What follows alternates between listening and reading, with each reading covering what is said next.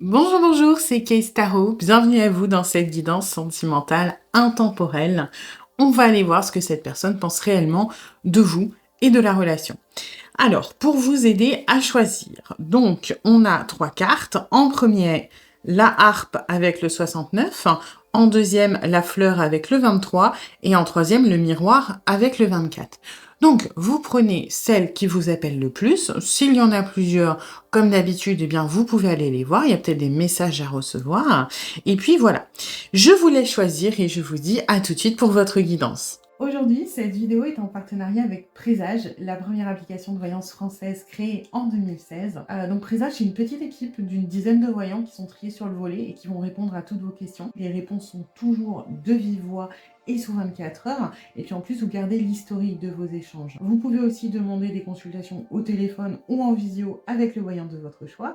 Et ce dernier vous rappellera dans l'heure. Voilà. Enfin, sachez qu'en cliquant sur le lien et en téléchargeant l'application, vous soutenez directement la chaîne et mon travail. Bienvenue à vous qui avez choisi le premier tas avec la harpe. Alors, on va aller voir les énergies de la relation pour voir si ça résonne. Si ce n'est pas le cas, c'est peut-être que ce tas n'est pas pour vous. Et dans ce cas-là, vous pouvez aller en voir un autre. Et puis, c'est une guidance générale. Donc, vous prenez ce qui résonne et vous laissez le reste de côté. Et puis, si vous voulez approfondir, je propose des guidances privées, soit sur l'application Présage, qui est partenaire de cette vidéo, où je vous rappelle dans l'heure, soit via mon adresse mail. Et vous avez toutes les infos en barre de description. Alors,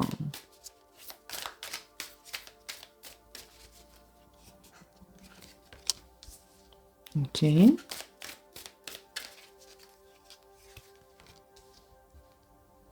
D'accord.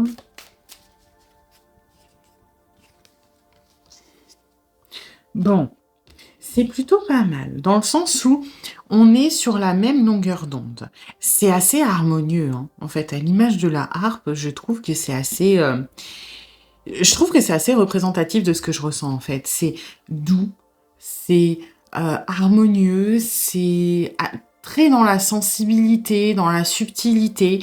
On est face à deux personnes qui... Alors, ça manque un petit peu de vigueur, quoi. Ça manque un petit peu de... peut-être de concret, d'avancement, mais... en tout cas, au niveau de ce que l'on ressent, de ce que l'on pense, on est dans une projection. Donc ça, c'est plutôt pas mal. Après, voilà, on est un petit peu, alors je vais pas dire à se regarder, mais on est sur deux personnes qui sont un peu passives. C'est-à-dire que il y a une connexion, il y a une attirance, il y a un lien, on s'apprécie, peut-être qu'on se taquine, on se séduit. Là, on peut être un petit peu dans... J'ai vraiment tous les cas de figure. C'est-à-dire que j'ai des gens qui viennent de se rencontrer, j'ai des gens qui se connaissent depuis un moment, et j'ai même des gens qui sont en couple, pour le coup. C'est juste que on est un petit peu passif. Alors après, je sens pas non plus de frustration de on attend que l'autre fasse le pas. Alors forcément un petit peu, mais on n'est pas en train de rogner sur voilà, moi j'ai envie que ça bouge, l'autre il bouge pas. Je trouve ça assez cohérent. On prend le temps, on est quand même dans le lâcher prise. On est plutôt bien, hein. Il y a un bon rapport, je trouve, assez équilibré. Alors après, vous peut-être un petit peu passif, mais j'aimerais que ça bouge un petit peu plus que l'autre personne qui va être beaucoup plus dans je prends mon temps, tout se passe bien, etc. Mais en dehors de ça, je trouve ça assez équilibré. Je sens pas spécialement de grosses frustrations, de grosses attentes. C'est plutôt pas mal. Ok. Alors, on va aller voir, hop, ce que cette personne pense, du coup.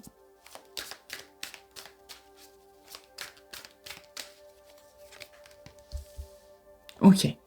Alors là, on a une première explication un petit peu de pourquoi c'est peut-être un petit peu statique. Effectivement, ce qu'on pense, c'est que on n'est pas, nous, mais vous non plus, les personnes les plus démonstratives, les plus exubérantes, on va dire, du monde. On se dit que peut-être vous avez un petit peu de mal à montrer que vous tenez à cette personne. Peut-être que vous êtes un petit peu pudique sur votre émotionnel. J'ai pas forcément on n'est pas en mode vous êtes bloqué et vous donnez rien. C'est plutôt de vous êtes assez pudique, vous êtes peut-être assez réservé sur votre émotionnel, du moins c'est ce qu'on pense. On se dit que vous avez du mal à démontrer les choses. Encore une fois, ce qu'on pense, c'est pas que vous êtes bloqué et torturé, c'est plutôt ouais, une sorte de pudeur, une sorte de voilà, moi j'ai pas envie de m'afficher, de dire tout ce que je pense. Encore une fois, on est dans la subtilité et les nuances, je trouve.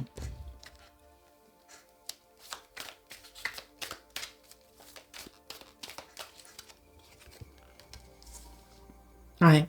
Bon après, on a quand même un avis très positif sur ce qui est en train de se passer. C'est-à-dire que on ne déplore pas forcément votre manque de démonstration. C'est plus factuel. On sait que vous êtes comme ça. Et je trouve que on limite on aime bien ça. Ce fait que vous soyez pas peut-être à tout donner trop vite ou être dans le too much ou parce que en fait on sait que ce que vous donnez a de la valeur. Même si c'est peu, on arrive à recontextualiser les choses, c'est-à-dire que, bah, effectivement, une personne, par exemple, qui va vous dire, vous inonder de compliments à chaque fois qu'on vous voit, etc. Au bout d'un moment, déjà, on s'habitue, et puis, c'est pas qu'on va douter, mais on va se dire, bon, ça va, il ou elle a le compliment facile. Bah, c'est pas que ça a moins de valeur, mais un petit peu qu'une personne qui n'en fait jamais et qui va vous en faire un à un moment donné. Hein. Donc, on n'est pas vraiment hostile ou négatif par rapport à cette façon d'être. On trouve que la relation se passe bien comme elle est, qu'il y a des bons moments, qu'il y a une bonne complicité. Moi, j'ai un petit peu on a l'impression que c'est quelque chose qui est assez évident aussi, finalement, que peut-être que alors, c'est pas aussi fort que certaines fois où on se dit waouh, c'était prédestiné, on devait se rencontrer. Mais j'ai des vibes de ça, très légères, de est-ce que on n'est pas arrivé à ce moment-là parce que c'était le moment, parce que maintenant on est bien ensemble, parce que aujourd'hui c'est évident.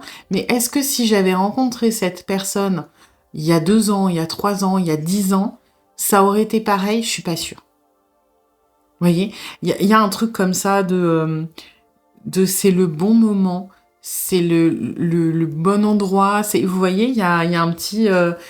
Encore une fois, c'est vraiment pas de waouh, c'était forcément le destin maintenant, les âmes sœurs. C'est pas à ce point, mais il y a un truc de je sais pas, c'est un peu parfait, le timing, alors, quand je dis le timing est parfait, ça veut pas dire que votre relation, elle est toute rose, par exemple, hein, loin de là. Ça veut juste dire que la façon dont se passent les choses, bah, finalement, est-ce que c'est pas mieux comme ça? C'est-à-dire que peut-être que vous avez quand même des petits trucs qui sont moins cool, etc. Mais, bah, ça a du sens que ça se passe comme ça maintenant, quelque part.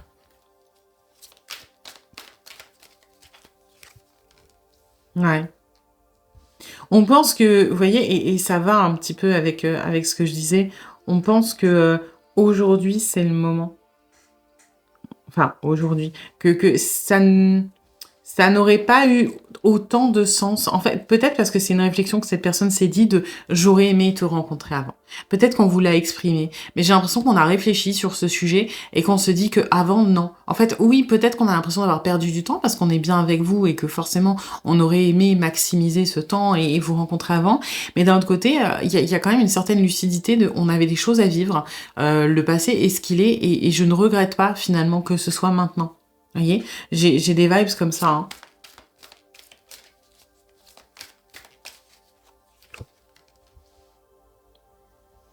Peut-être notamment, ouais, au niveau de la maturité. Peut-être que si on s'était rencontrés avant, euh, on aurait eu cette attirance, mais on n'aurait pas réussi à transformer la relation. On n'aurait pas réussi à s'engager dans quelque chose de plus. On n'aurait peut-être pas réussi à se mettre en couple, par exemple. Alors qu'aujourd'hui, on est en train de l'envisager. Ou alors on l'est déjà, quelque part.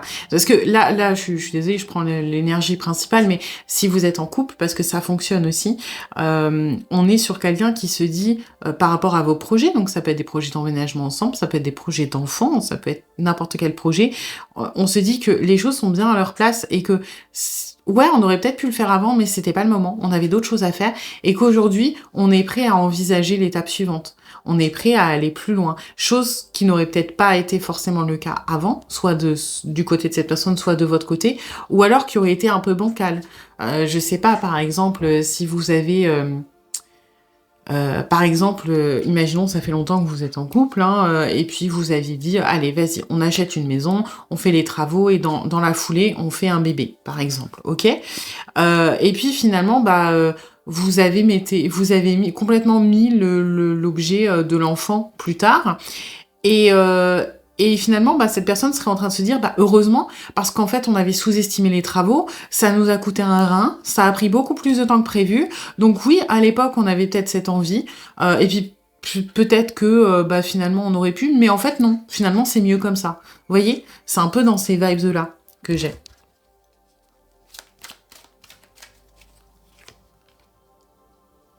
Ouais. En fait, on est quand même content que les choses se soient passées comme ça. Après, on aime bien le côté que vous soyez, alors je vais pas dire que vous résistiez, mais que vous ne soyez pas facile, en fait, à aborder et que on revient à l'énergie du début, que vous ne soyez pas dans le too much. En fait, on a l'impression, enfin, ce que l'on pense, c'est que quand vous êtes dans la séduction, quand vous êtes dans la démonstration, c'est rare, mais qu'est-ce que c'est, ça a du sens. Vous voyez, ça a énormément d'impact. On pense que oui, vous êtes toujours, donc si vous êtes en couple ou si vous connaissez un petit peu la personne depuis longtemps, vous êtes toujours... alors je vais pas dire juste parce que ça frustre des fois que vous soyez un petit peu, je vais pas dire sur la défensive, mais un petit peu plus dans l'intellect que dans l'émotionnel. Mais d'un autre côté, c'est ce qui valorise les moments où vous êtes dans l'émotionnel et on apprécie grandement ça. Donc voilà, vous êtes good vibes, ça on apprécie. Vous êtes intellectuel, on apprécie aussi. Et les rares fois où vous montrez votre vulnérabilité, c'est quelque chose qui nous touche profondément. Voilà. Donc on pense des choses quand même assez positives, je trouve, de la relation et de vous. Et comme le climat général, hein, c'est pour moi une affaire qui est en train de rouler là, hein. Voilà. Eh bien, écoutez, j'espère que cette guidance vous aura plu, vous aura surtout aidé. Si c'est le cas, eh bien, n'hésitez pas à liker, à partager, à commenter, à vous abonner. Et puis moi, eh bien, je vous dis à bientôt pour une nouvelle guidance. Bienvenue à vous qui avez choisi le deuxième tas avec la fleur. Alors, on va aller voir comme d'habitude les énergies de la relation pour voir si ça résonne. Si ce n'est pas le cas, c'est peut-être que ce tas n'est pas pour vous. Et dans ce cas-là, vous pouvez aller en voir un autre. Et puis, c'est une guidance générale. Donc, vous prenez ce qui résonne et vous laissez le reste de côté. Et puis, si vous voulez approfondir, je propose des guidances privées, soit sur l'application Présage, qui est partenaire de cette vidéo, où je vous rappelle dans l'heure, soit via mon adresse mail, et vous avez toutes les infos en barre de description. Alors...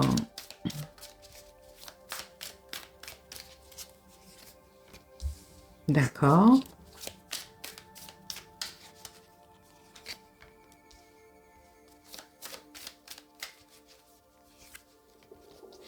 Ok, alors là, moi, j'ai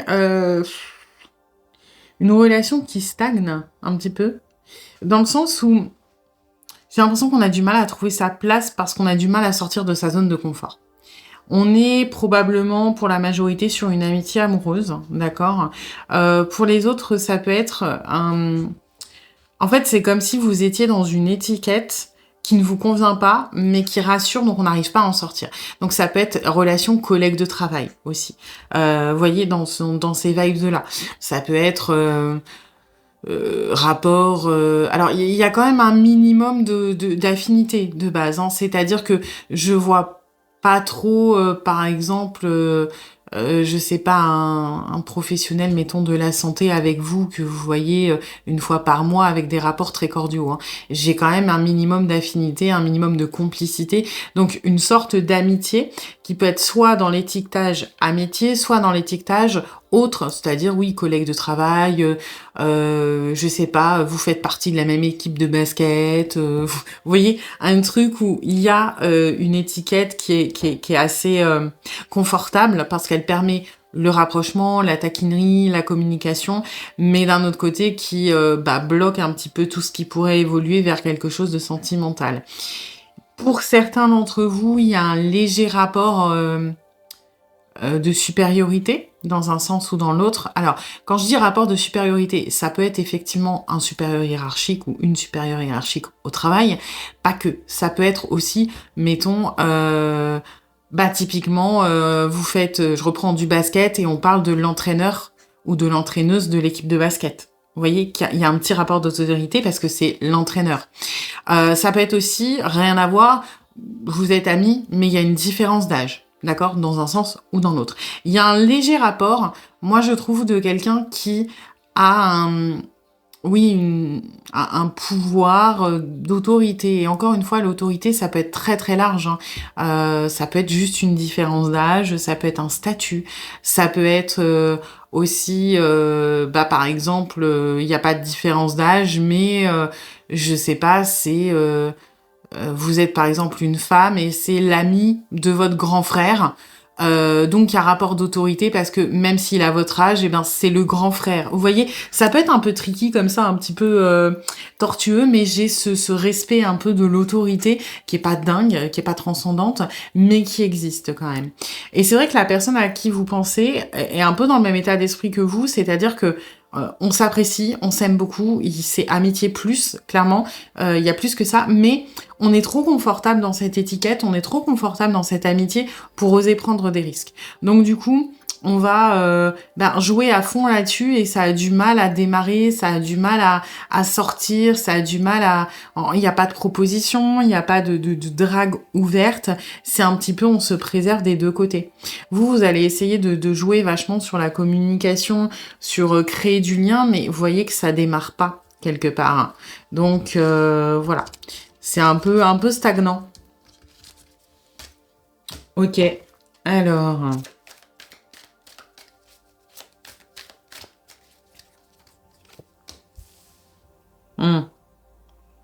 Vous êtes quand même... C'est marrant parce que là, je ressens plein de trucs différents. Le premier, c'est que vous êtes, je vais pas dire un objectif parce qu'un objectif, on se bat pour. Vous êtes un espoir. C'est pas pareil. On a l'espoir de un jour gagner au loto. Pour autant, on va pas forcément acheter des tickets tous les jours. Quand on a l'objectif de gagner au loto, on va acheter des tickets tous les jours. Vous voyez la différence? C'est-à-dire que vous êtes un espoir. On se dit que sur un malentendu, voilà, si les planètes s'alignent, ça serait pas mal. Mais est-ce qu'on va travailler pour? Non. Pourquoi? Parce qu'on est dans cette zone de confort. Ce qu'on pense aussi, c'est que c'est marrant, mais on voit beaucoup de... C'est marrant parce que les cartes que j'ai choisies, enfin, je les ai pris au pif, hein, bien évidemment, parce que le hasard, il n'y a pas de hasard, mais on vous voit exactement comme, pas la fleur, mais comme la rose. C'est-à-dire qu'on vous voit à la fois comme quelqu'un de vulnérable, que l'on a envie de protéger, et en même temps, on vous voit comme quelqu'un de particulièrement fort qui sait complètement se défendre tout seul ou toute seule. À l'image de la rose, qui peut paraître délicate, qui peut paraître vulnérable, mais qui en fait a des épines si on ne sait pas forcément la prendre. Vous voyez? Et ce qu'on pense de vous, c'est que vous avez cette vulnérabilité qui nous émeut, mais en même temps cette espèce de force et de sagesse qui inspire le respect. Ça peut faire partie des trucs un petit peu bloquants, hein, de pourquoi on sort pas de sa zone de confort.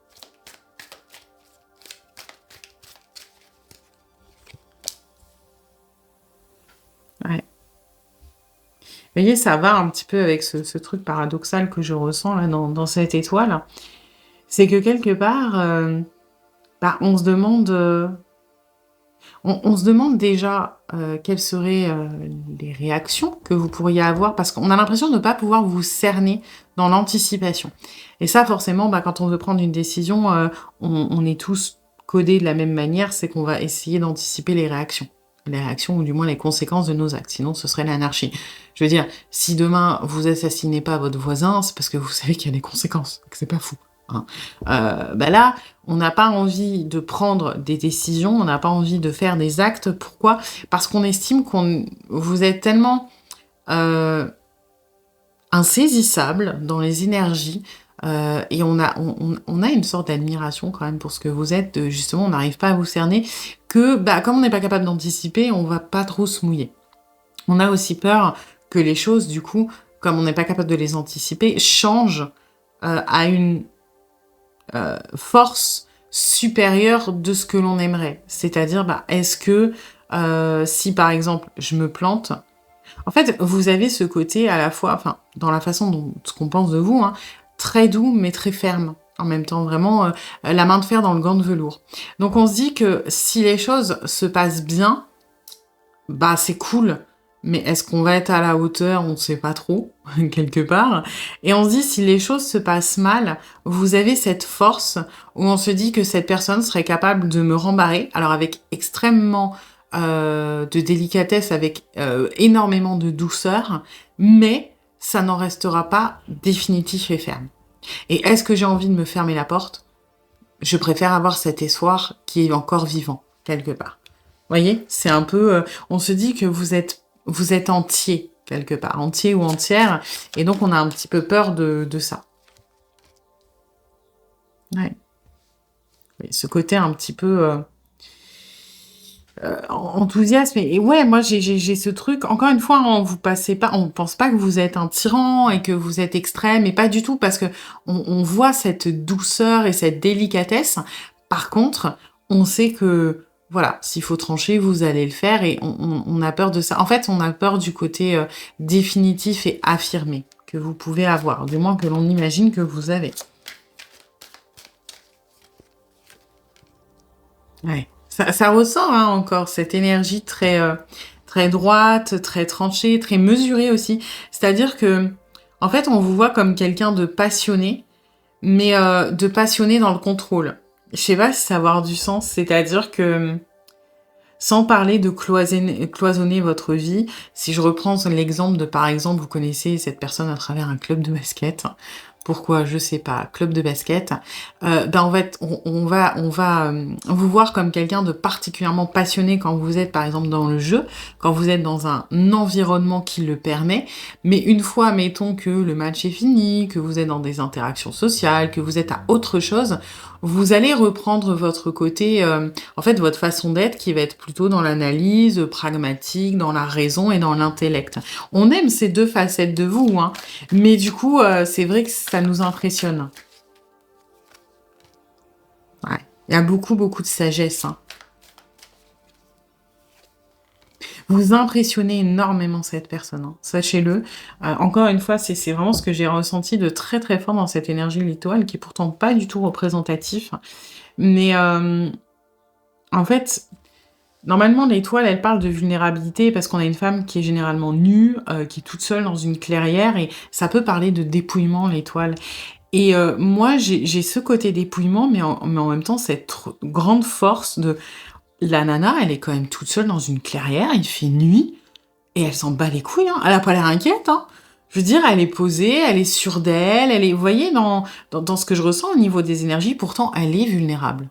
Elle a l'air vulnérable, mais elle ne l'est pas. Elle sait ce qu'elle fait, elle est sûre d'elle, et en vrai, j'aimerais pas être la personne qui voudrait s'en prendre à elle. Vous voyez? Bah, c'est ce que je ressens dans la façon qu'on a de vous percevoir. Ce côté de vous dégagez énormément de sensibilité et de vulnérabilité, mais d'un autre côté, vous avez un mental, une raison, un intellect. Vous avez beaucoup de sagesse et beaucoup de fermeté qui font que vous impressionnez cette personne. Voilà. Eh bien, écoutez, j'espère que cette guidance vous aura plu et vous aura surtout aidé. Si c'est le cas, eh bien, n'hésitez pas à liker, à partager, à commenter, à vous abonner.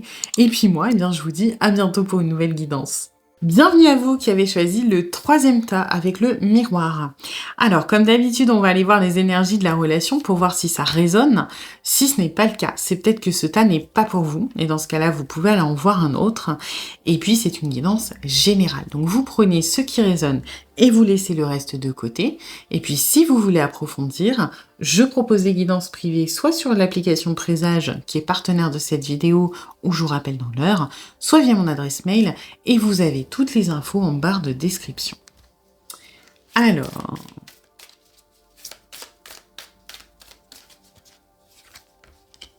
d'accord.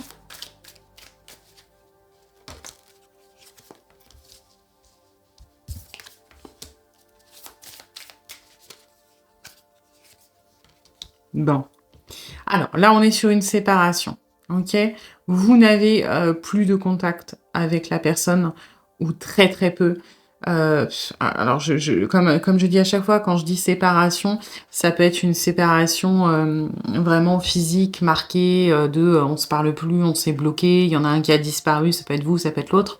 Ça peut être aussi, une énorme dégradation dans la relation, de on passe à s'écrire tous les jours à on s'écrit à peine, on se répond à peine, où il y a une énorme distance qui a été mise. Ça peut être de manière brutale, ça peut être de manière progressive. Toujours est-il qu'il y a eu un avant qui était très intense pour le moment, et là on est dans un truc où c'est la merde. Faut dire ce qui est, c'est la merde. C'est la merde pour les deux, hein. C'est-à-dire que on a une personne qui vit très très mal le manque, l'absence, qui est en train qui est clairement dans des énergies de deuil, hein. Faut dire ce qui est. Vous, bah c'est pareil, hein, submergé par les émotions négatives. Et alors, est-ce que c'est par fierté? Est-ce que c'est par fatalité? Est-ce que c'est parce que on n'a pas le choix ou on ne peut pas? En tout cas, ce que vous vivez mutuellement, c'est secret. C'est vraiment, on ne le communique pas à l'autre, on le garde pour soi. Alors encore une fois, peu importe les raisons, hein. Est-ce que c'est par fierté de cette personne m'a fait du mal, je ne lui donnerai pas le plaisir de savoir que ça me fait du mal. Est-ce que ça peut être de je souffre de la situation, mais je suis bloquée, donc de toute façon, je peux rien y faire pour récupérer la personne ou pour faire quoi que ce soit. Voilà. Toujours est-il que on est sur un truc qui est en fait, vous vivez les mêmes choses concrètement. Alors, pas tout à fait, parce que vous, c'est vraiment une tristesse et une souffrance qui sont vraiment énormes et qui sont larges. La personne à qui vous pensez est plus dans des énergies de deuil. Alors, vous allez me dire, la tristesse, c'est le deuil. Ouais, mais on est plus dans vraiment cette absence, ce manque. Bien sûr qu'il y a de la tristesse qui est liée à ça, mais c'est plus une sensation de vide. En fait, la différence majeure, c'est que vous êtes rempli de tristesse et cette personne se sent vide. Vous voyez, c'est pas tout à fait la même chose. Pour certains d'entre vous, je dirais la majorité quand même, mais pas forcément tout le monde, c'est la personne qui est partie, parce que j'ai celle-ci qui a sauté, hein, parce que il ou elle pensait bien faire. Il ou elle pensait que c'était la solution. Donc soit, mettons, vous aviez une relation un peu toxique et cette personne a décidé de mettre un terme pour préserver les choses, soit cette personne avait peur que vous souffriez de quelque chose, de votre attachement, et a pris l'initiative d'arracher le pansement d'un coup plutôt que de devoir souffrir sur la durée, par exemple si il ou elle n'était pas prêt à s'engager. Soit, dans certains cas, là, il y a des flammes jumelles, ok, si ça vous parle, tant mieux, sinon vous mettez de côté.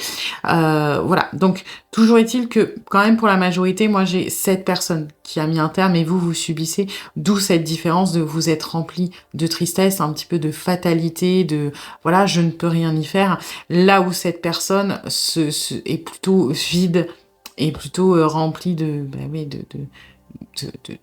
je sais pas comment dire, ouais, d'absence, on se sent creux, on se sent vide, mais c'est pas forcément plus ou moins enviable que la souffrance, hein, mais c'est pas du tout la même chose. Ok. Alors, on va aller voir.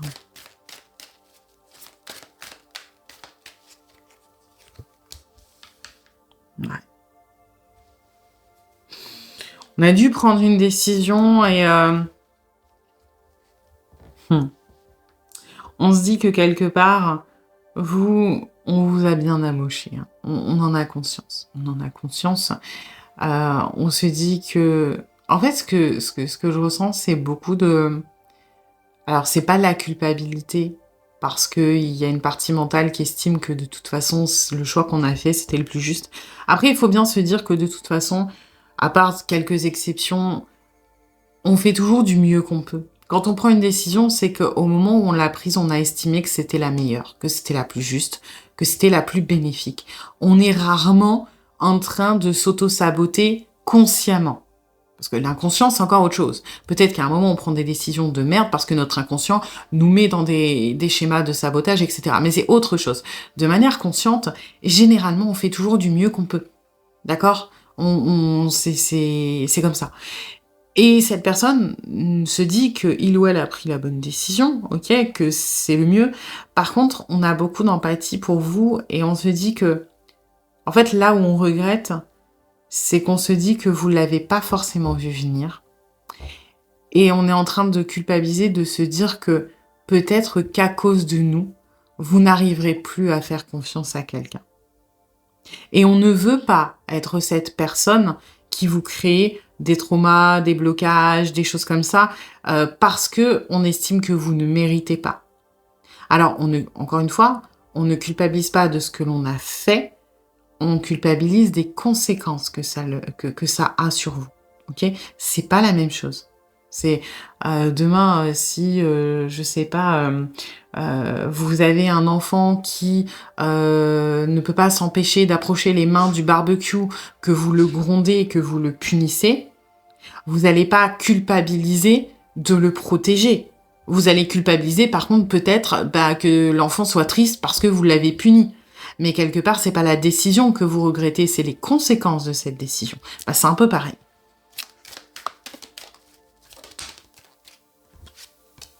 Ouais. On se dit que vous êtes dans la souffrance, que à cause de nous, vous êtes pas bien. Ouais. On pense réellement qu'on vous a, amoché, vraiment. C'est, je pense on sait quelle importance on a pour vous, ou du moins on avait pour vous, et que vous ne pouvez pas en sortir indemne, quelque part. Que vous êtes en souffrance à cause de nous. Que vous ne ferez peut-être plus confiance à cause de nous. Que, vous voyez, il y a vraiment ces énergies qui sont très marquées, où on a beaucoup de compassion pour ça, beaucoup d'empathie. Encore une fois, on ne regrette pas, et c'est important de le savoir, hein. On ne regrette pas ce qui a été fait. On regrette ce que cela provoque chez vous. Et ça, on en est sincèrement désolé. Après, là, j'ai l'impression que c'est plus pour se rassurer, quelque part. On sait que vous êtes quelqu'un de bon, quelqu'un de bienveillant, quelqu'un de gentil, quelqu'un qui a beaucoup d'amour à donner et à recevoir.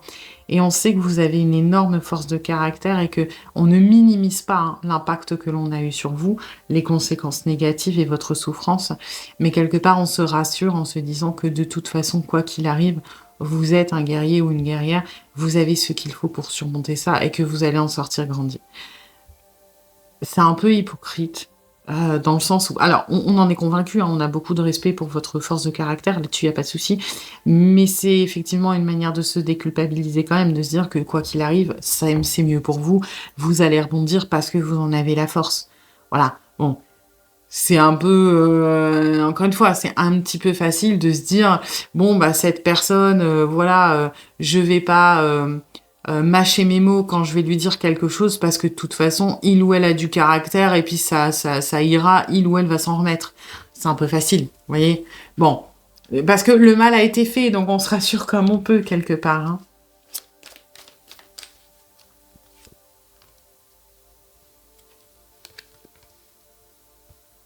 Vous voyez, c'est un peu particulier quand même. Parce que ce que l'on pense, c'est que vous étiez voué. En fait, bon, là, je suis pas fan parce qu'on a pris une décision à votre place, visiblement, et c'est ce qui était sorti. C'est que, en fait, on se dit, et encore une fois, on essaie de justifier un petit peu la décision qu'on a prise parce que nous, ça nous fait souffrir, et ça nous fait d'autant plus souffrir de savoir que vous souffrez. Donc forcément, on essaie de trouver des arguments qui vont dans notre sens, et c'est normal, c'est un moyen défensif. On se dit que il n'y avait pas le choix parce que vous étiez pas capable de voir que ce n'était pas bon pour vous. Vous n'étiez pas capable de refuser, vous n'étiez pas capable de vous sortir de ça et que quelque part vous auriez forcément fini par souffrir. C'est un peu ce que j'avais au début de « il faut arracher le pansement, vite ». On vous a libéré littéralement, en fait, on vous a libéré de votre potence. Voilà. Vous étiez attaché à nous et ce n'était pas bon pour vous. Moi, c'est ça que je ressens. Donc, on a provoqué les choses parce qu'on sait qu'avec le coup de pied aux fesses qu'on vous a mis, maintenant vous êtes dans les énergies du chariot, vous allez avancer, vous allez surmonter les obstacles. Mais vous n'étiez pas capable, du point de vue de cette personne, de vous libérer tout seul. Ce qui est faux. On est d'accord. Cette personne n'avait pas à prendre une décision pour vous deux, c'est ce qui a été fait. Et aujourd'hui, là, c'est un petit peu plus la conclusion de toute façon, ce qui est fait est fait. Si je reviens maintenant, cette personne ne voudra pas, cette personne ne sera pas d'accord. Et ça, c'est pareil, c'est de l'autoconviction, de l'auto-justification pour maintenir cette énergie et rester dans cette absence alors qu'on a des failles et que on a envie d'y revenir. Donc, c'est un petit peu particulier parce qu'on a le processus de je lui ai fait du mal, j'en suis vraiment désolée, mais ça ira pour lui ou pour elle parce que de toute façon, je l'ai libéré, c'est ce qu'il fallait faire et je dois continuer dans cette décision parce qu'aujourd'hui, de toute façon, on ne peut pas revenir en arrière. Voilà. Eh bien écoutez, j'espère que cette vidéo vous aura plu et vous aura surtout aidé. Si c'est le cas, eh bien n'hésitez pas à liker, à partager, à commenter, à vous abonner. Et puis moi, eh bien je vous dis à bientôt pour une nouvelle guidance.